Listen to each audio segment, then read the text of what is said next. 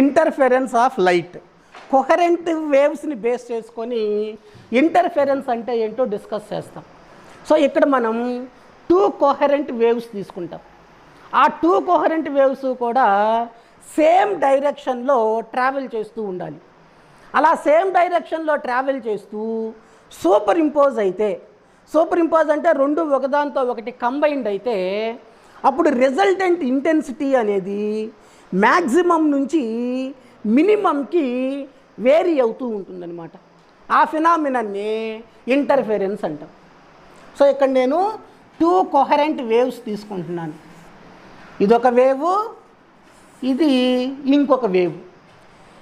దీన్ని light waves అనుకుందాం. రెండింటినీ కూడా లైట్ వేవ్స్ అనుకుందాం. లైట్ వేవ్ కాబట్టి దీనికి ఎంతకంత బ్రైట్నెస్ ఉంటుంది, అంతే కదా. లైట్ వేవ్స్కి ఎంతకంత బ్రైట్నెస్ ఉంటుంది. ఆ బ్రైట్నెస్ని ఫిజిక్స్ లాంగ్వేజ్లో ఇంటెన్సిటీ అంటాం. ఫిజిక్స్ లాంగ్వేజ్లో బ్రైట్నెస్ని ఏమంటాం? ఇంటెన్సిటీ. సో దీనికి ఒక ఇంటెన్సిటీ ఉంటుంది, ఈ లైట్ వేవ్కి ఇంకొక ఇంటెన్సిటీ ఉంటుంది. ఇప్పుడు ఈ రెండు వేవ్స్ సేమ్ డైరెక్షన్లో ట్రావెల్ చేస్తూ ఒకదాంతో ఒకటి సూపర్ ఇంపోజ్ అవుతాయి.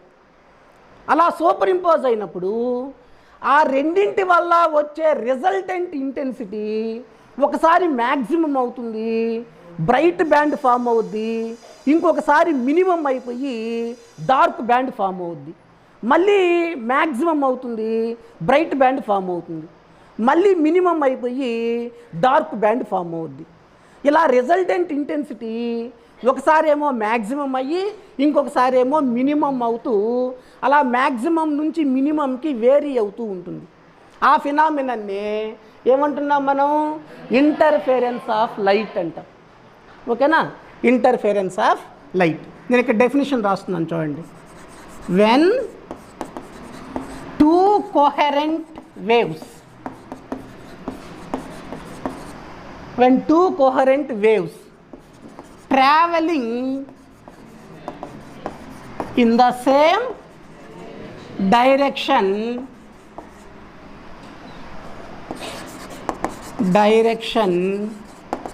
and superimposed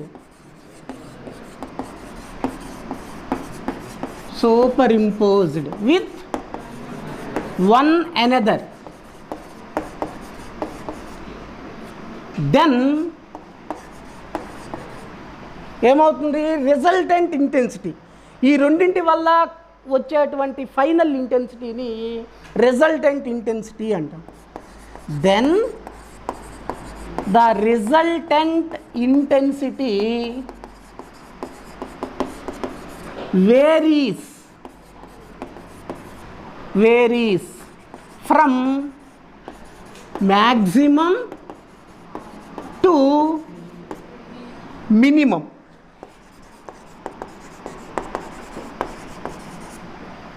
This phenomenon is called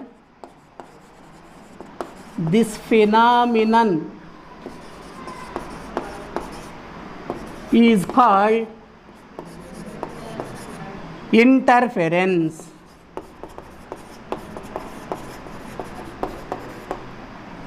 ఆ ఫినామినన్నే మనం ఏమంటున్నాం? ఇంటర్ఫెరెన్స్ అంటాం. మరి రెండు వేవ్స్ సేమ్ డైరెక్షన్లో ట్రావెల్ చేసేటప్పుడు రిజల్టెంట్ ఇంటెన్సిటీ ఒకసారి ఎందుకు మ్యాక్సిమం అవుతుంది, మళ్ళీ ఎందుకు మినిమం అవుతుందో చెప్పుకోవాలి. అంటే ఇక్కడ ఇంటర్ఫెరెన్స్ అనేది 2 టైప్స్ ఉంటుంది. ఒకటి కన్స్ట్రక్టివ్ ఇంటర్ఫెరెన్స్, రెండవది డెస్ట్రక్టివ్ ఇంటర్ఫెరెన్స్. ఏంటవి?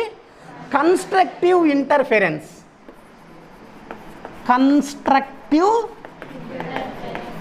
ఇంటర్ఫెరెన్స్. రెండవది ఏంటి? Destructive interference. సో ఇలా ఇంటర్ఫెరెన్స్లో కూడా 2 టైప్స్ ఉంటాయి.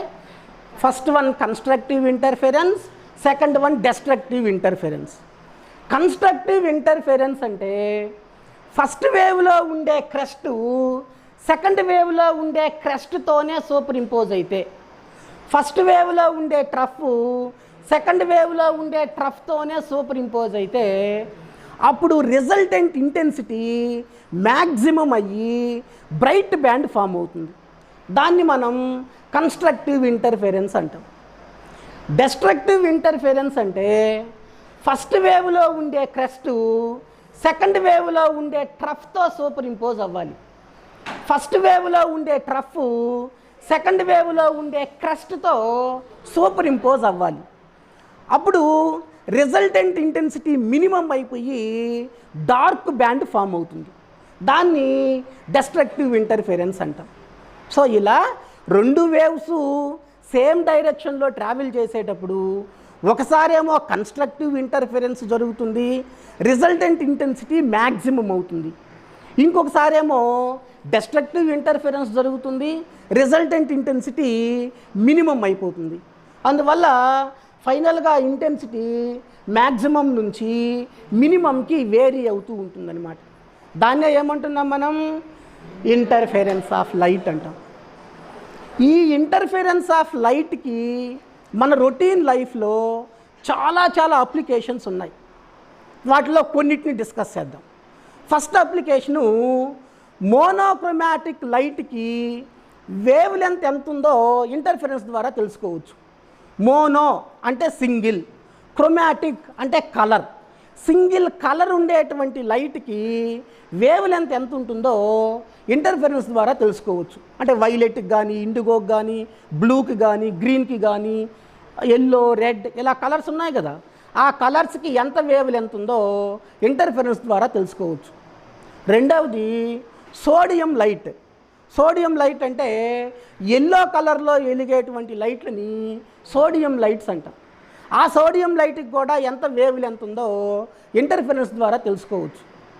మూడో అప్లికేషను మన హెయిర్ ఉంటుంది కదా, ఆ హెయిర్ ఎంత డయామీటర్ ఉంటుందో ఈజీగా ఇంటర్ఫెరెన్స్ ద్వారా తెలుసుకోవచ్చు. మన ఎయిర్ ఉండేదే చాలా చాలా థిన్గా ఉంటుందన్నమాట. అటువంటి దాన్ని డయామీటర్ తెలుసుకోవడానికి మన ల్యాబొరేటరీలో ఏ డివైజెస్ లేవు. అటువంటి దానికి కూడా డయామీటర్ని ఇంటర్ఫెరెన్స్ ద్వారా తెలుసుకోవచ్చు. ఇంకొక అప్లికేషన్ ఏంటి అంటే థిన్ ట్రాన్స్పరెంట్ మెటీరియల్స్ తీసుకుంటాం. అంటే మన ప్లాస్టిక్ కవర్స్ ఉంటాయి కదా, అవి చాలా థిన్గా ఉంటాయి, ట్రాన్స్పరెంట్ మెటీరియల్స్. అటువంటి థిన్ మెటీరియల్స్కి థిక్నెస్ ఎంత ఉందో కూడా ఇంటర్ఫెరెన్స్ ద్వారా తెలుసుకోవచ్చు. ఇలా మన రొటీన్ లైఫ్లో ఇంటర్ఫెరెన్స్కి చాలా చాలా అప్లికేషన్స్ ఉన్నాయి.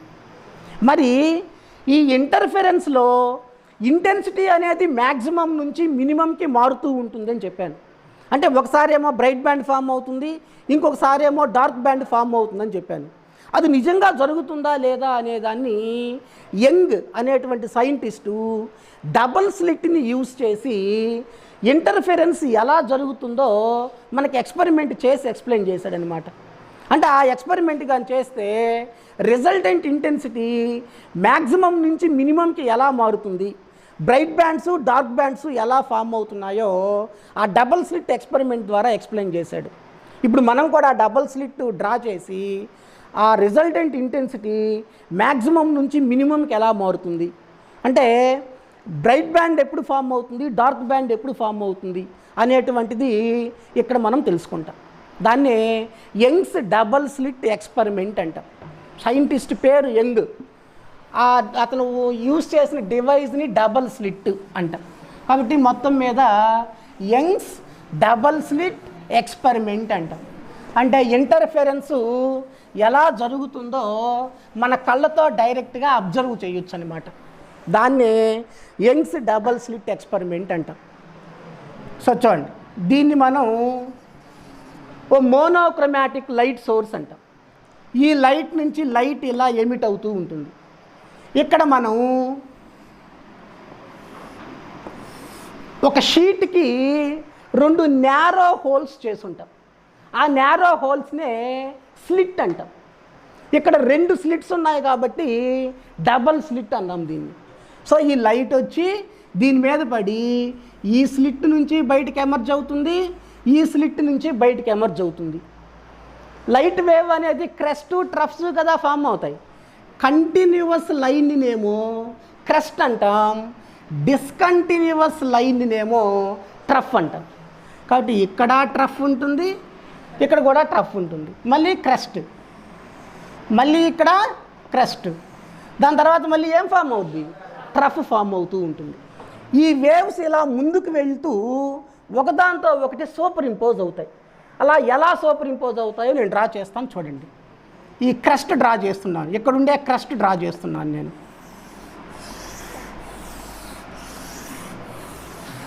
ఇలా దీంట్లో కూడా క్రస్ట్ ఉంటుంది కదా, నేను ఆ క్రస్ట్ డ్రా చేస్తున్నాను.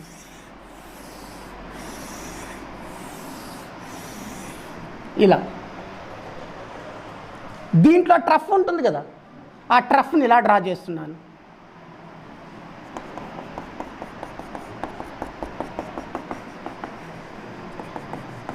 ట్రఫ్ అంతా డిస్కంటిన్యూస్ లైన్.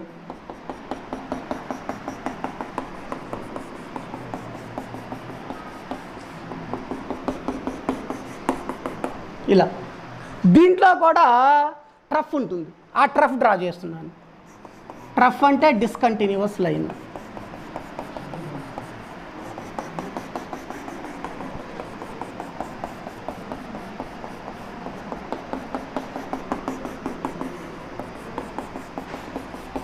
ఇలా ఇక్కడ చూడండి, కంటిన్యూస్ లైన్ ఏమో క్రస్ట్, డిస్కంటిన్యూస్ లైన్ ఏమో ట్రఫ్. చూడు, డిస్కంటిన్యూస్ లైన్తోనే కంబైన్ అయింది, అంటే ట్రఫ్తోనే కంబైండ్ అయింది. క్రస్ట్తోనే కంబైండ్ అయింది. ట్రఫ్తోనే కంబైండ్ అయింది. కాబట్టి ఇక్కడ అంతా కూడా కన్స్ట్రక్టివ్ ఇంటర్ఫెరెన్స్ జరుగుతుంది. అంటే రిజల్టెంట్ ఇంటెన్సిటీ మ్యాక్సిమం అయ్యి మనకి బ్రైట్ బ్యాండ్ ఫామ్ అవుద్ది. ఇదంతా కూడా బ్రైట్ బ్యాండ్. ఎందుకు? కన్స్ట్రక్టివ్ ఇంటర్ఫెరెన్స్ జరిగింది కాబట్టి. ఇక్కడ చూడండి, ఈ లైన్ అంతా అబ్జర్వ్ చేస్తూ రండి. డిస్కంటిన్యూస్ లైను కంటిన్యూస్ లైన్తో సూపర్ ఇంపోజ్ అయింది, అంటే ట్రఫ్ క్రస్ట్తో సూపర్ ఇంపోజ్ అయింది. నేను చెప్పింది అన్ని దగ్గరలో కూడా ట్రఫ్ క్రస్ట్తో సూపర్ ఇంపోజ్ అయింది.